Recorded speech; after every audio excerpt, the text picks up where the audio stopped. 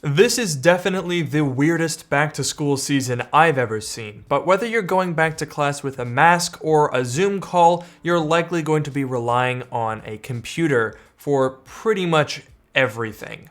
So today we're going to build the ultimate back-to-school laptop from this slightly decrepit early 2015 Retina MacBook Pro. And the best part is, I'm going to give it away to one of you guys. So stay tuned to see how this build turns out and how you can enter to win.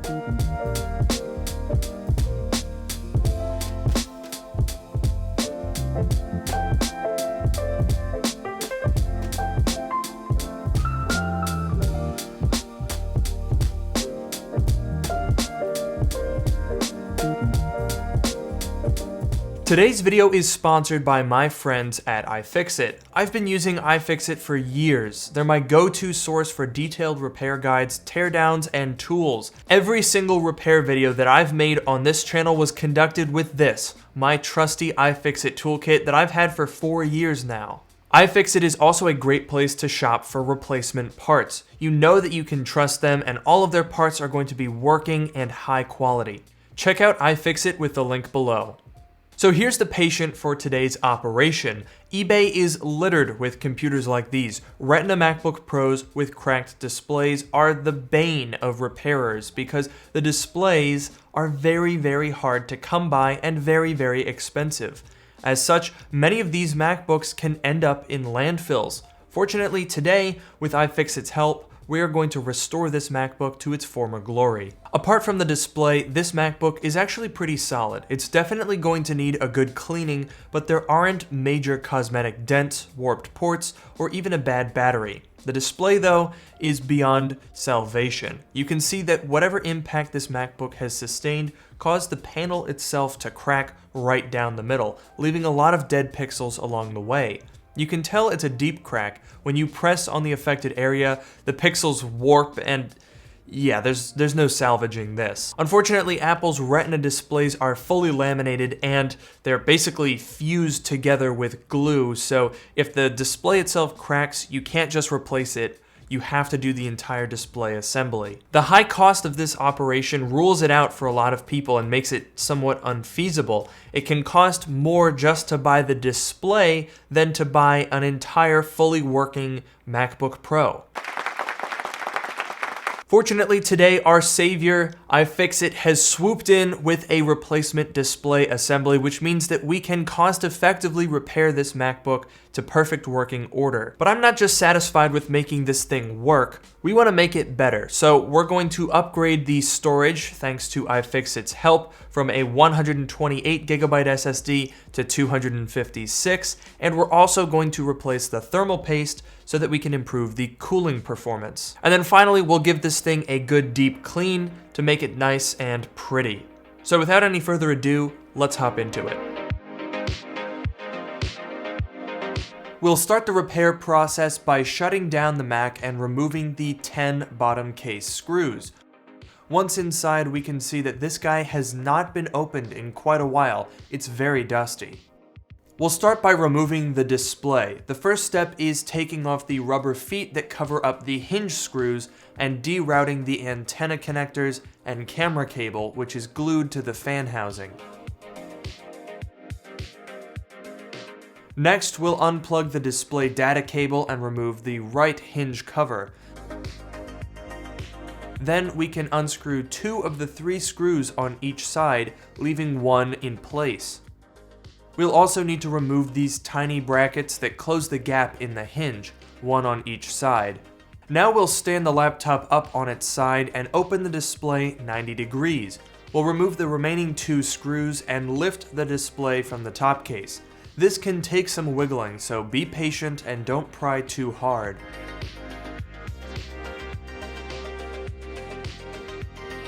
When attaching the new display, I find it helpful to bend the hinges a little bit more than 100 degrees to make it easier to insert into the top case.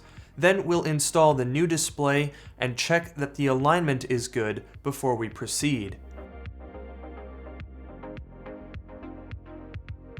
With the display closed up, we can tidy up and reconnect everything we unplugged, as well as give the board a nice cleaning. And now it's time to replace the thermal paste. There are 4 screws around the CPU heatsink and 1 near the fan that we'll need to remove, and the heatsink can pop right off.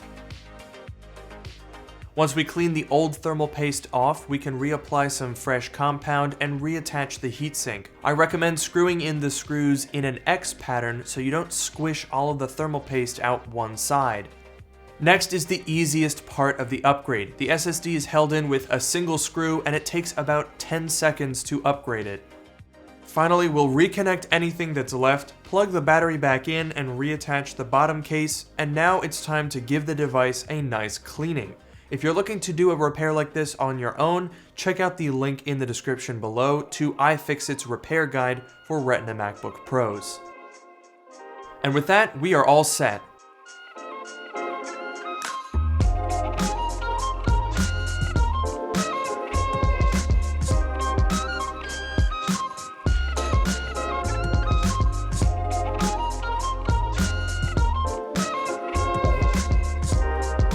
Now that we've got a freshly refurbished MacBook on our hands, let's run through the specs and talk about why this is the best MacBook you can buy for school right now. This base configuration has a Core i5-5257U, 8GB of 1866MHz LPDDR3 RAM, and Intel Iris Graphics 6100. We now have 256GB of storage thanks to our upgrades, and the CPU runs, on average, 2 to 5 degrees Celsius cooler under extended loads than it did before we reapplied the thermal paste. These early 2015s are exceptionally good for students. I can say personally that I know at least 25 or 30 people that use this exact computer for college. So what exactly makes it so perfect? Well, this is basically the Goldilocks MacBook. It sits right at the perfect balance of price, portability, reliability, features, and expected lifespan. Let's examine each of those factors. You can pick up these laptops for about $600 on average. That puts it in the range of possibility for a lot of people looking for a school laptop that might be shopping for a Chromebook or a budget Windows machine.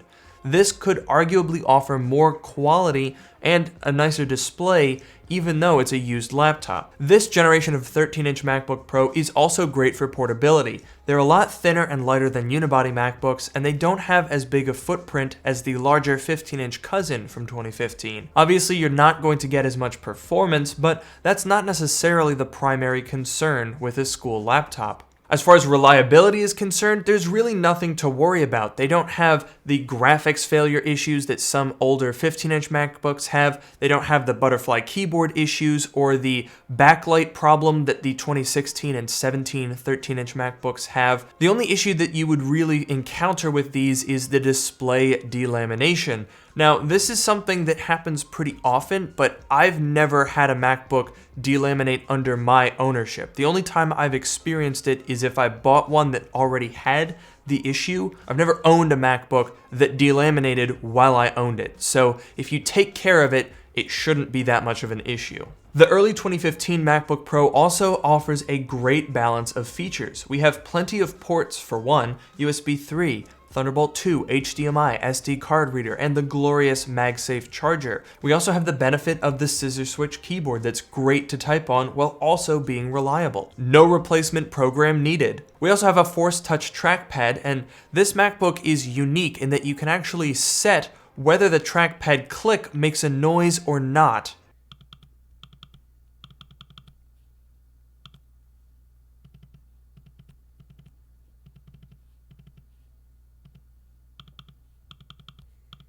No MacBooks outside of the 2015s have this feature. I do not know why.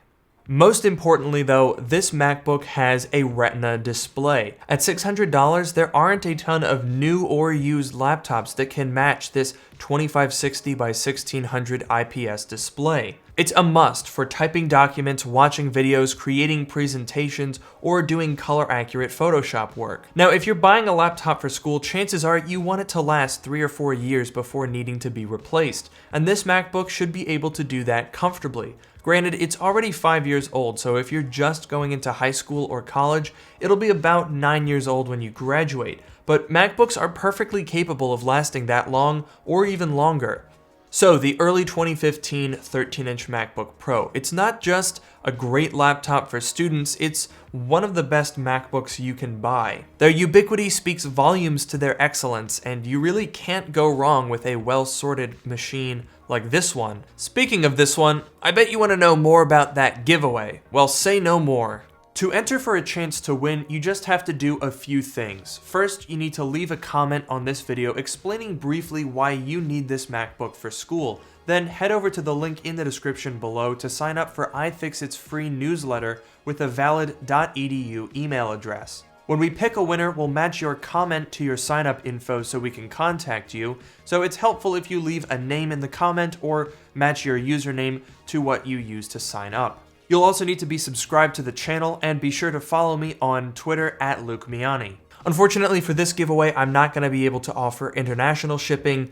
We have a lot of issues with domestic shipping in the US as it is, and the extremely high cost of international shipping means unfortunately US only for this giveaway. I'll be picking a winner on October 9th, and I'll make the announcement on the community tab and on Twitter, so you're going to want to make sure you're subscribed and following me @LukeMiani so you don't miss that. With that said, I hope you've enjoyed the video. Best of luck to those who enter. Don't forget to like, comment, and subscribe. Check out my subreddit, which is linked in the description below, and I will see you all in the next video.